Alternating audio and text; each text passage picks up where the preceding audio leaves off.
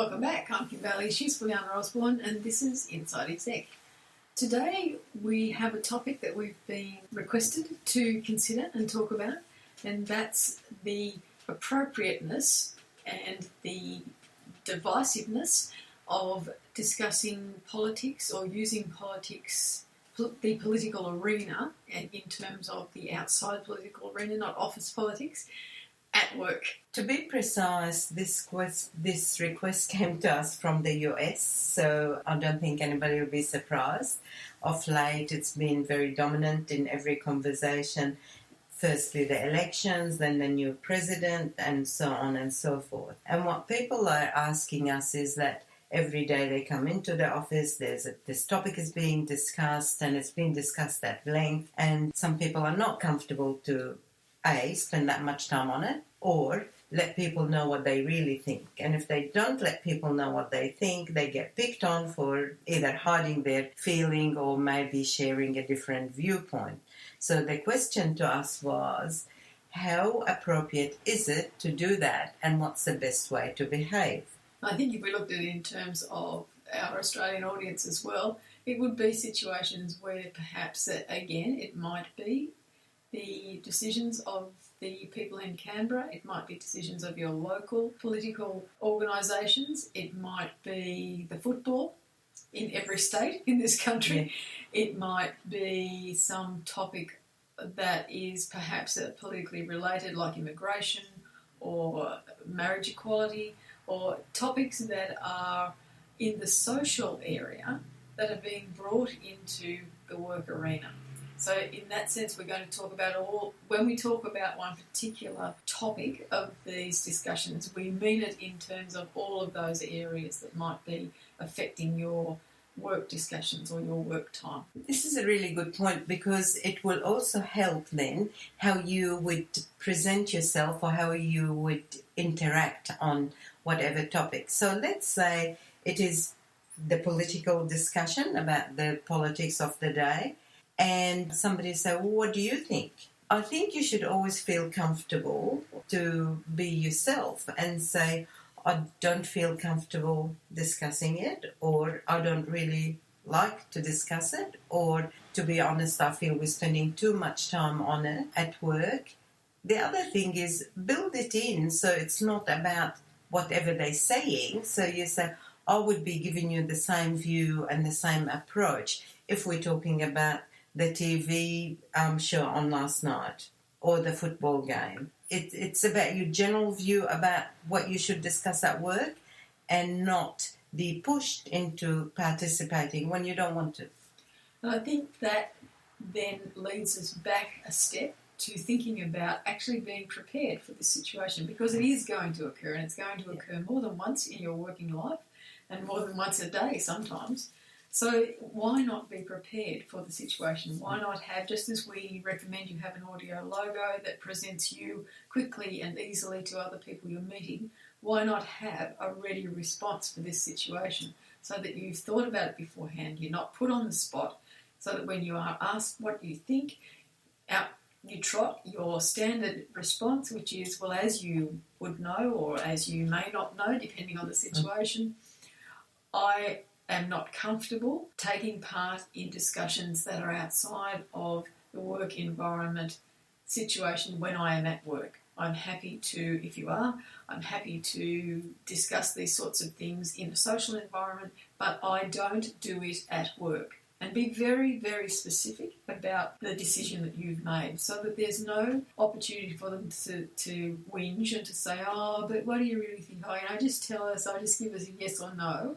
Then the response is, I don't. You just keep repeating it. I don't discuss these things at work. It's simple. You say it with a smile, you move on. You don't stand there waiting for the tennis match of words to happen, but you make your statement and you move on to work. If you make your statement and you stand around while they're all still talking, then you're taking part in the conversation. Yes. Whether you're saying anything or not, you're allowing that conversation to continue. So your actions have got to be as strong as your words. And they don't have to be strong in a negative sense, but they have to have strength within them. So be clear, but also use humour. I mean, it's okay to smile and say, for example, they're discussing last night's MasterChef, and they say, "Oh, who did you want to pick? What did you think?" Or house renovation, it's easy whatever. for me. I say, I don't know. We don't have TV. We haven't had a television for 15 years. I don't know what you're talking about.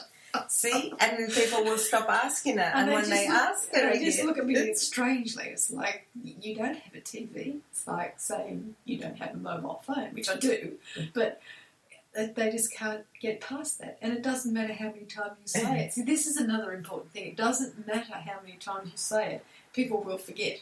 Yeah. That's your viewpoint, that's your standpoint. And so invariably, yes, whenever the conversation comes up about a TV show, people will say, "Didn't you see?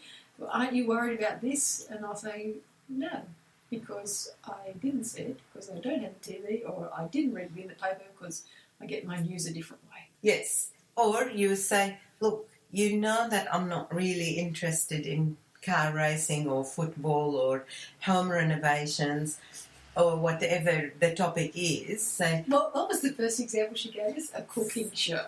That I am interested in.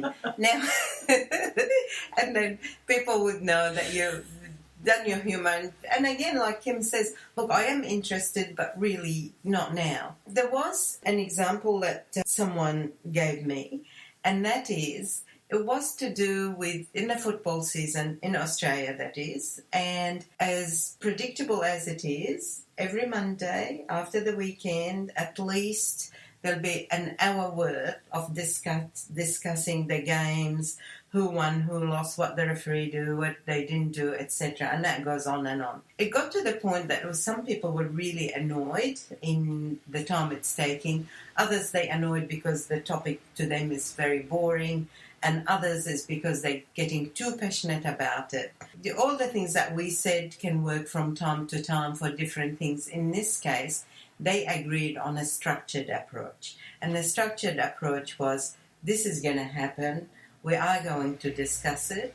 So let's say what time, how long, and it will stop and finishes. So you might say it's going to be at lunchtime, or it's going to be at morning tea, or whatever their structure is. They agreed on specifics, and they says any difference of opinion. Well, they had ground rules. So they had time, they had duration, and they had ground rules about you don't pick on other people because they have a different view, or you don't mock, or any. So nothing hostile.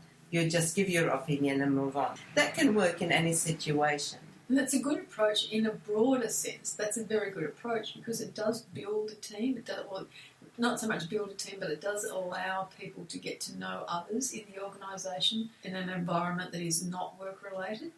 So it almost takes the place of the social interaction that might happen at the pub afterwards. So it's a safer environment in that it's still at work. That could be a good approach for some things. But it might also be that you would need to have very strict ground rules because it could get out of hand. And who's going to manage it and who's going to monitor it?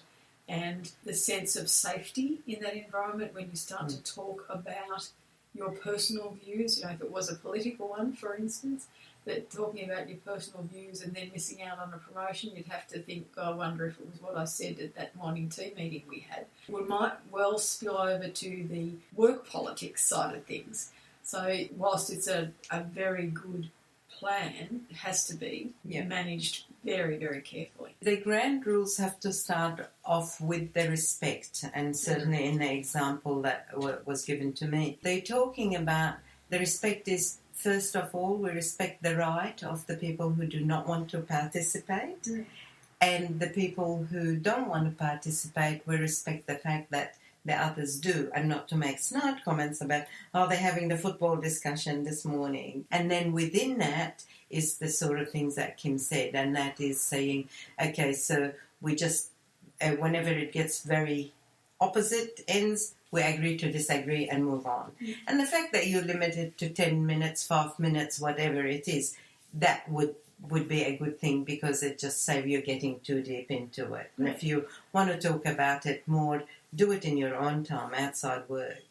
Yeah. I suppose an extension of that is that you have a forum time. So you have a set time each week would generally be over at lunchtime. So it's Monday lunchtime, and Monday lunchtime is forum time, and once a month it's football, once a month it's politics, once a month it's the topics of note that are in the news, and that gets advertised, and so anyone can come along. So people who might not necessarily be interested in every discussion that you're having, but might be interested in hearing the views of others, and not contributing their own, but in hearing the views of others and broadening their knowledge that way, might come along to some of those forums. Again, it's a way of professionalising a situation that is detracting from the professionalism in the workplace. Actually, that's quite good, because you might be, once you know the topic and you think, I know nothing about that, I don't think I'll be interested, but have I got an idea? Yeah. And you might turn up and say, oh, not for me, or,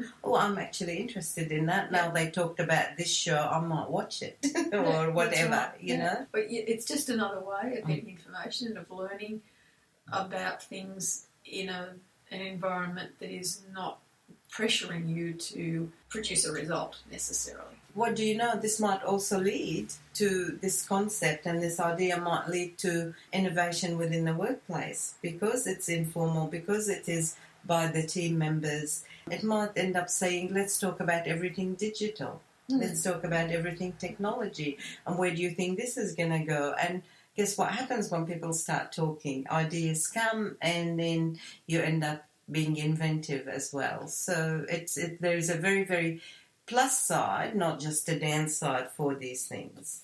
It also gives you the opportunity to garner ideas from other areas. We've talked in previous podcasts about not always looking for a solution to an issue within your own industry, within your own environment, within your own team, but to look at anything and everything and say, well, that idea might work for this thing that we have to do, and actually expose yourself to a broader range of opportunities and of ideas to bring back into the workplace. What do you think? I think we covered most of the angles of that. Is there any more? I guess the only other angle is that when you're in these situations and you do feel like you've been put on the spot, you haven't yet developed your response, your measured response, or you don't feel confident about developing that measured response, or you've tried it out and it's just not working in that sense, and perhaps it's not the right words. Perhaps we might talk about how you write that measured response and how you practice that measured response, and then also a little bit about how you deal with the emotions of that situation if you're in that situation now and you haven't yet developed this response that I suggest that you have in your toolbox. So if we look first of all at the emotive side of it, so how do you deal with the emotions that are in that discussion, as they always are, and the reactions that you have, the emotions that come from you when you're caught up in a situation where there is a discussion happening that you don't want to be part of, that you feel you are being forced to be part of. So I guess we're going back to what you said earlier, and the importance of being prepared. Being prepared, so you never taken totally unaware and then you're reacting emotionally, because whether out of passion, anger, or because you hate the topic, whatever it is. But what about then for people who have been in this situation and they're listening to us now and they say, well, this happened to me last week and I blew up, or I took a stand and now all these people think that I'm an idiot, or how can I, when I've always taken part, even reluctantly, in these discussions, now turn up this week and say, I'm not doing this anymore? What is the path that these people have to follow so that they can do that with confidence? How do they let go of their history of being part of the conversation and of thinking that they were doing the thing that was important, not necessarily right, but important in the work environment by taking part in those situations, to now say, not going to do it anymore? And they know that there's going to be some sort of negative reaction to the stand that they're taking now. Well, to me, I know it'll be uncomfortable. I know that. But that wouldn't stop me, because I would just let it be known, this is how I think now, this is how I'm going to move forward. It's ripping the Band-Aid off, really. Yeah. Short pain, long gain. That's what you have to do. And you do it the right way. You prepare yourself and you present it in the right way. And you don't present it in an antagonistic way. Then the reaction of the other people really isn't your concern, I have to say. It's a bit like other people's opinions. They're not any business of yours. That's their opinion, and it shouldn't relate to what you do or how you do it. You should be true to yourself and true to the ideals that you have set for yourself. So if we look then at preparing your response, you do it the way I suggest you write any speech, and you write down all the sentences you want to say and you cut them up, physically write them down on a piece of paper, and then cut them up, and then move them around on the desk until they're in an order that you think is right, and then you retype it up and then you practice it so that you don't have to actually read it when you're talking to them. Yeah. And it doesn't have to be long. It doesn't have to be a justification. It can just be, as I said off the top of my head at the beginning of this podcast, I appreciate that you want my opinion. I do have to tell you. And don't say but in between those two sentences. And the reason I suggest that is that whenever we say but, there's a few words, but we'll talk about but. If you say blah, blah, but, the only thing people remember is what comes after but. So you never say thank you for that but, because they don't remember that you said thank you. All they remember is the things you said afterwards, which are generally not as complimentary as the thank you in the beginning. So we say, I appreciate, because you do appreciate the fact that they are seeking your opinion or your view. I appreciate that you have given me the opportunity to take part in this discussion. I have to tell you that I've made a decision, particularly if this is your changing tack, I've made a decision to not take part in these discussions during work time. I'm happy to have a conversation with you during our forum times, after hours, outside of work hours, whatever else it is, whatever other situation fits in there, or not, if you're not, don't want to do it at all. And that will be my stance from now on. Smile, move away. I think the most important thing is that you smile, or you give some indication in your body language that you're not angry or antagonistic, and you walk away. Walking away is the biggest thing that you can do. Because as I said, if you stand there, you're part of the conversation. Nothing else to add? No. Yes. I'm very happy with that. All right. We might leave our discussion there at that point, and we will talk to you again soon. I'm Kim Bailey, she's Fulyana Osborne, and this is Inside Exec.